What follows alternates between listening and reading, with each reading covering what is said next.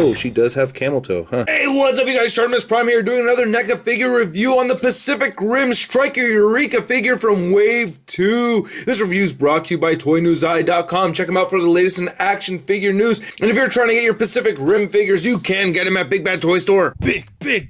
Get your big badass toys at BigBadToyStore.com. Click the link in the description below. Here's a couple pictures of the packaging of the figure that I took while I was at the hotel in LA. Here's a look at the back of the packaging. Nothing too crazy, nothing too different. I gotta say, out of all the Pacific Rim figures, this one is my favorite so far. I love this one. There are some issues, but overall, just gotta love the figure. I really like the head sculpt on this guy. I think it looks great. I love the silver paint applications, the black wash and everything. Just the sculpt and paint applications throughout the whole figure are fantastic. Here's a look at the back of the head a little bit. So sculpting's all the way through. I really like this a lot. A lot of little pieces right in there.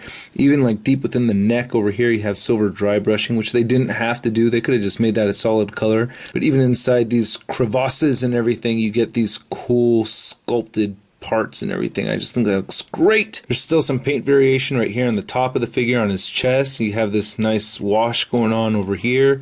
Nice painted detail, red. It would be cool if this could open up, but no. You know how the cannons all come out of the chest. That would be really cool, but it's okay. I wasn't expecting that. That's like a lot of stuff right over there. But nice detail on here. I like the sculpt over here. This is cool.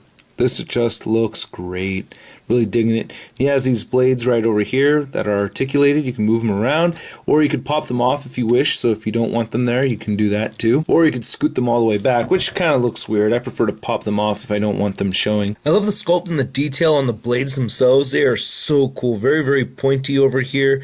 Nice angle right here on the edge of the blade too. I really like that. Add the silver right here in the center. Very cool. The fists and fingers on the figure look great. That is awesome. Looks too cool. Even these little wires right over here. So much detail on it. Look at that. More silver dry brushing.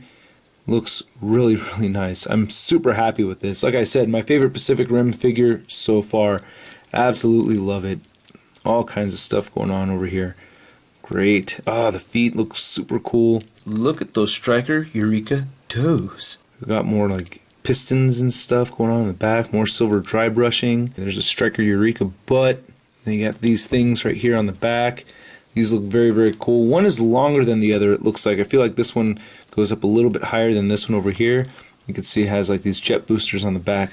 And that looks cool. Just a cool looking figure throughout. Really, really like it a lot. Now I can't say that Striker Eureka is my favorite Jaeger from the movie. I don't really have a favorite Jaeger. I guess it's either between this guy or Gypsy Danger. I really like them all though. Cherno Alpha looks really, really badass too. I really like all of them though. But even aside from me just really liking how the sculpt came out on this guy, this figure has my favorite articulation out of all of them so far. So his head does turn left and right.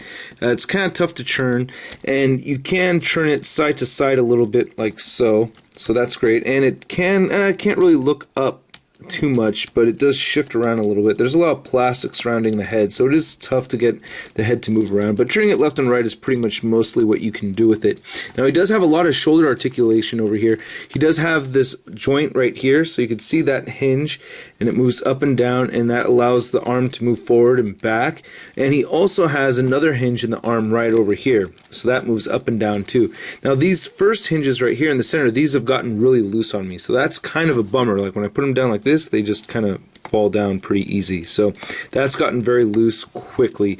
He has no bicep rotation, which is a little bit of a bummer for me, but his arms bend at about 90 degrees right there. No wrist rotation either, so his wrists move up and down though, so at least we have that. So at least, you know, wrist rotation somewhere along here would be cool, but oh well. We do get a waist joint. It kind of moves forward and back a little bit too, so you do get a little bit of crunch action over there, which is pretty nice.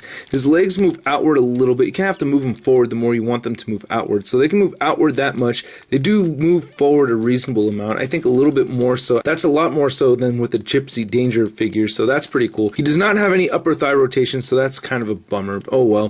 He does have the single jointed knee. It only bends that much. His ankle moves up and down just a little bit. It rotates side to side and does have an ankle pivot, which I really like a lot. So, and he does have peg holes at the bottom of the feet. So like I said, I do like the articulation, but you know, there are gripes that I do have with it.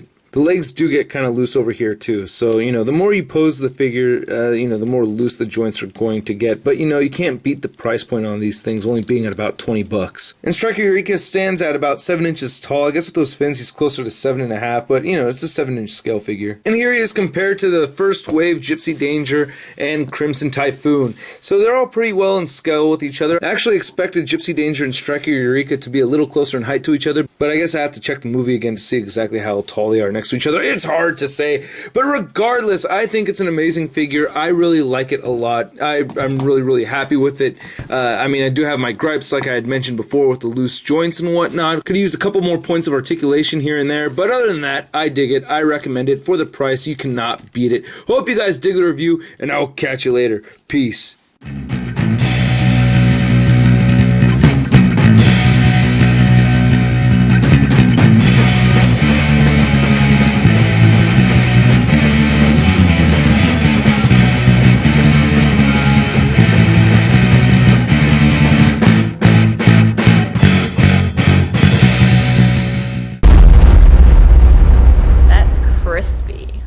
He does have upper thigh rotation. Oh no. He does not have any upper thigh rotations.